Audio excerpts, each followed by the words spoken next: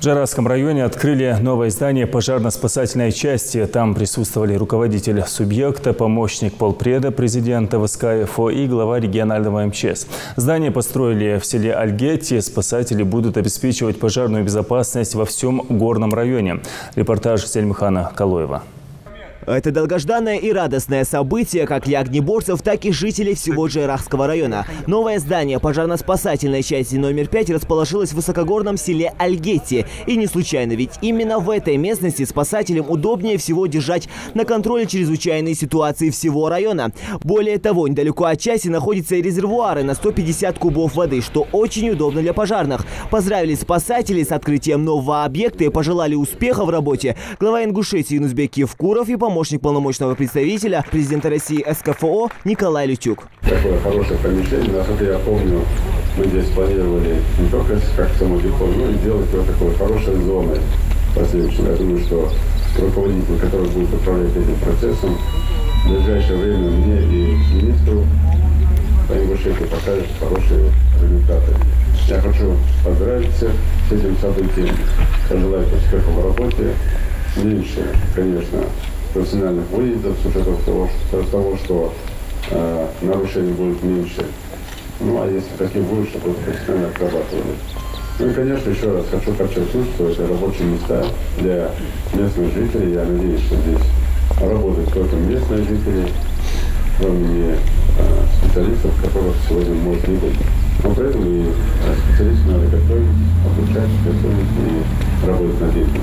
Полномочный представитель президента в Северокавказском федеральном округе очень серьезное внимание уделяет предупреждению, ликвидации, пожарной безопасности, безопасности на воде. И когда я его проинформировал по телефону, что вот такое мероприятие в самой уважаемой мною республике на Северном Кавказе, он сказал, конечно же, поезжай. Поэтому я, уважаемые коллеги, еще раз от его имени, от себя хочу поздравить вас с таким шикарным заведением. Хочу сказать спасибо большое главе республики за то, что он очень серьезное внимание уделяет этим мероприятиям. Торжественное перерезание ленты, а далее экскурсия по новому объекту. Для эффективной работы и отдыха в трехэтажном здании предусмотрели все. Ну, здесь связь у нас есть, естественно, с большой землей. Сейчас в течение недели, то есть заявку отправили. На первом и втором этажах расположились служебные помещения. Диспетчерская, караульная, столовая, комната психологической разгрузки, учебные классы и не только. На втором этаже также находится актовый зал, где проводятся совещания, собрания с личным составом. Также находятся еще служебные кабинеты, кабинет начальника части, заместитель начальника части. Вот те технические кабинеты, учебные классы здесь находятся. Все для личного состава, для подготовки, обучения, для функционирования полноценной данной пожарной части.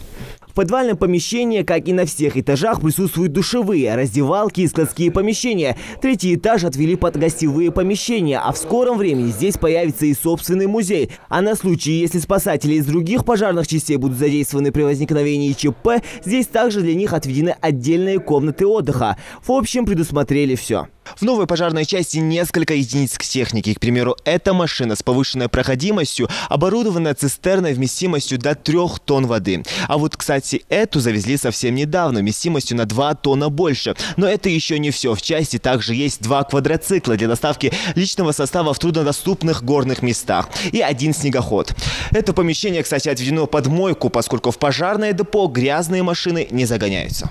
Ветеран МЧС Багаудин Беков, стоявший у истоков создания пожарной службы в Ингушетии, как никто другой помнит, насколько трудно было нести службу в начале своей карьеры, когда элементарных условий не было и в помине. А о таких зданиях можно было только мечтать. Не то, что с нуля, с минуса все начиналось. Ничего не было. Ни машины, ни здания, ничего. И только через полгода мне удалось организовать здесь службу. купить машину, одну, единственную, и создать штатную численность и пожарную часть. Ну и, соответственно, по ходу уже там кое-как условия улучшались, но такого все равно, как сейчас, не было. Не может нарадоваться новому объекту теперь уже бывший пожарный, а ныне ветеран службы Абукар Ташхоев, который посвятил спасению человеческих жизней более 14 лет. Пожарную часть поставили с учетом того, чтобы могли пожарные добраться быстрее до места и как бы географическое расположение пожарной части соответствует тому, чтобы добраться и в Альгете, и в Хули, и в других населенных пунктах, которые лежат рядом. И зато поставили здесь. Раньше в пожарной охране приходилось ютиться в маленьких помещениях, но несмотря на это, с поставленной задачей сотрудники пожарно-спасательной части номер 5 всегда справлялись. А теперь с появлением нового объекта служба станет еще плодотворнее.